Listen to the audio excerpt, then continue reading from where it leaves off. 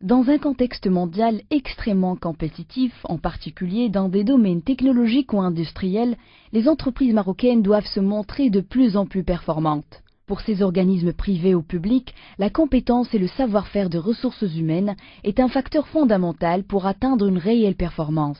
L'ingénieur est une des ressources à forte valeur ajoutée.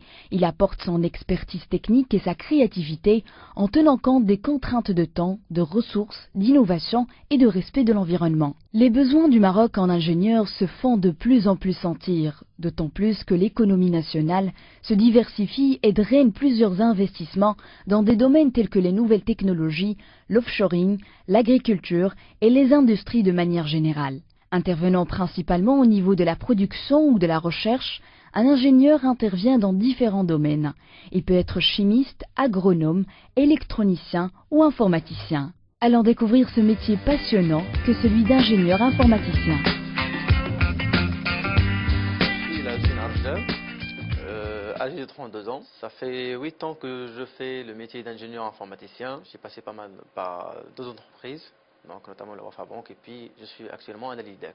Voilà, en fait, l'ingénieur informaticien est un cadre responsable de l'étude des besoins clients, de la conception, de développement des applications, ainsi que de la maintenance des applications existantes. Pour tout projet informatique, il y a des phases qui sont importantes. Il y a la partie conception et la partie réalisation. La partie conception, donc ça sert à produire un prototype, bien une maquette qui intègre les différentes fonctionnalités qui sont exprimées par le client dans le cadre formalisé aussi dans le cadre de son cahier de charge qui était formalisé au départ. Donc, et à l'issue de la conception et la production de la maquette, l'ingénieur informaticien présente le prototype d'application au client pour validation.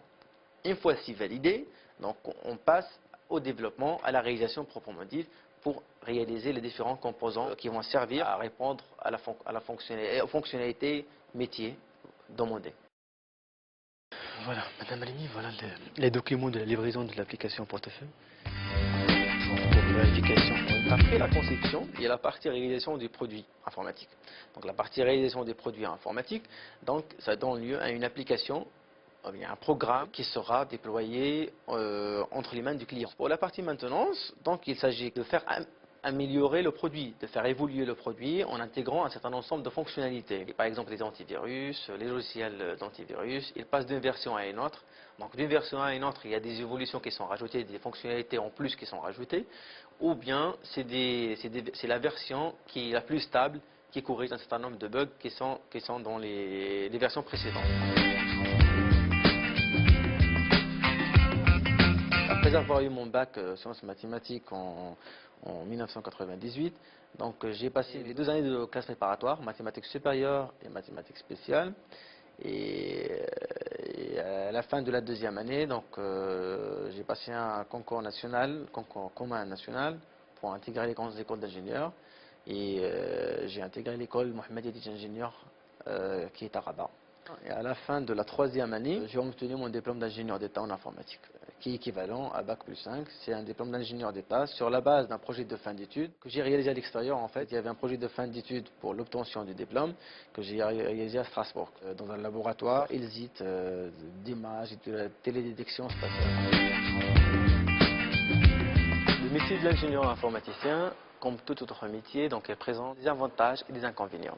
Parmi les avantages de ce métier-là, c'est un métier qui offre plus de possibilités d'emploi. Donc, il est amené à accumuler pas mal d'expériences qui lui permettront après, qui lui sont très utiles, de passer d'un métier d'informaticien à un métier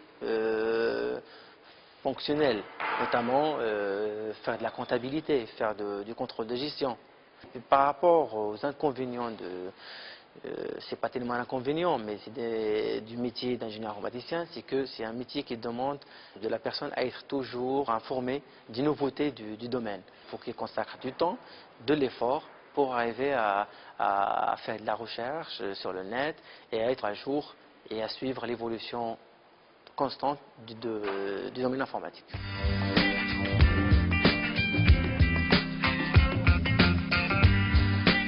Parmi les qualités nécessaires à exercer le métier d'ingénieur informaticien, on retrouve l'auto-formation. L'ingénieur informaticien devrait avoir l'aptitude et la capacité à aller chercher des solutions et à être informé des nouveautés du domaine informatique. Sachant que le domaine informatique est un domaine qui évolue assez rapidement. Donc si on peut commencer, je suis sur pas mal de projets. Parmi d'autres qualités qui devraient se retrouver dans un ingénieur informaticien, c'est que l'ingénieur informaticien devrait avoir un bon esprit d'équipe, un bon relationnel et un bon esprit d'analyse. Parce qu'il est amené à exercer sa fonction au sein d'une équipe. Il s'agit de quoi juste? C'est Adnan qui vient juste de l'écrire ce matin, je l'ai vu. Ah d'accord. Et pour tout problème d'automatisation, il dit des solutions algorithmiques. Sinon, le conseil que je peux donner à nos jeunes qui rêvent d'exercer le métier d'ingénieur informaticien, que tout d'abord qu'ils aiment leur travail.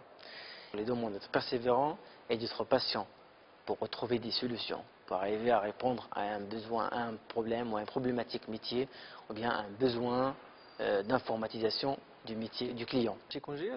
Le congé, ça commence à venir, je viens juste d'avoir la carte. Ça commence déjà? Tu es déjà en congé ou pas? Toujours en congé. Ah bon? D'accord.